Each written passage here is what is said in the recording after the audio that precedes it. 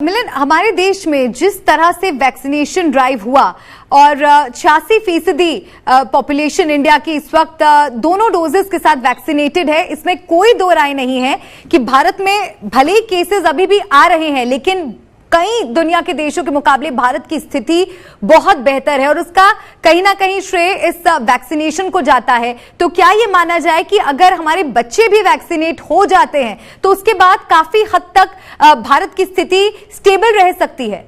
कोई एक ऐसी एक्सट्रीम सिचुएशन कोविड को लेकर हमें देखने को नहीं मिलेगी? देखिए बालिका, ये कहना मुश्किल होगा कि एक्सट्रीम सिचुएशन हम देखेंगे या नहीं देखेंगे, क्योंकि वैक्सीनेशन पर ही सब कुछ निर्भर नहीं करता।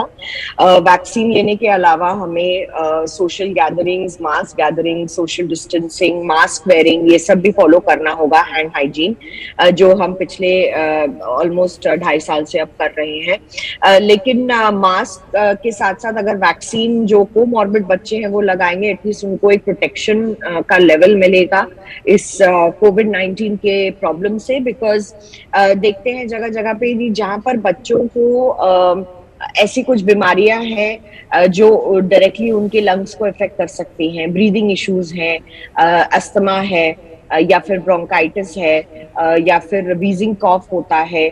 जो बच्चों को सीजनल होता है वो नहीं, लेकिन जिन बच्चों को अंदरूनी कुछ बीमारियां हैं, कोमॉर्बिड बच्चे जिन कैटेगराइज होते हैं, उनके लिए ये वैक्सीन बचाव की तरह काम करेगी।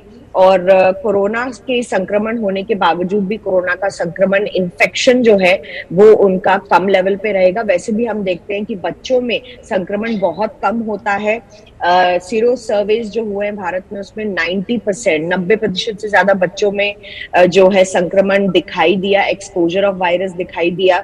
तो काफी बच्चे एसिम्प्टोमेटिक रहते थे, कोविड जब उन्हें हुआ वो ठीक भी हुए, लेकिन कुछ बच्चों को MIS-C डेवलप हो जाता था, मल्टी सिस्टेमिक इन्फ्लेमेटरी सिंड्रोम, जिनसे उन्हें तकलीफ होती थी। ऐसे बच्चे कम थे भारत में, बहुत रेयर केसेस थे, लेकिन इन्फ्लेमेशन से उन्हें हॉस्पिटलाइज होना पड़ता था। तो इस वक्त जो है हम देख रहे हैं कि बच्चों में संक्रमण है, लेकिन घबराने की कोई बात नहीं है। और सरकार भी अपनी तरफ से जो चौथी लहर आने की बातें हो रही हैं और केसेस लगातार बढ़ते दिख भी रहे हैं। दिल्ली में आप देख रहे हैं कि लगातार केसेस में उछाल दिखाई दे रहा है। हजार से ज्यादा, अब 1200 केस दिल्ली में दिखाई दे रहे हैं। ओवरऑल भारत में भी कम से कम 2400 से 2500 केस अब रोजाना आ रहे हैं। उसमें सबसे ज्यादा केसेस दिल्ली से दिखाई दे रहे हैं।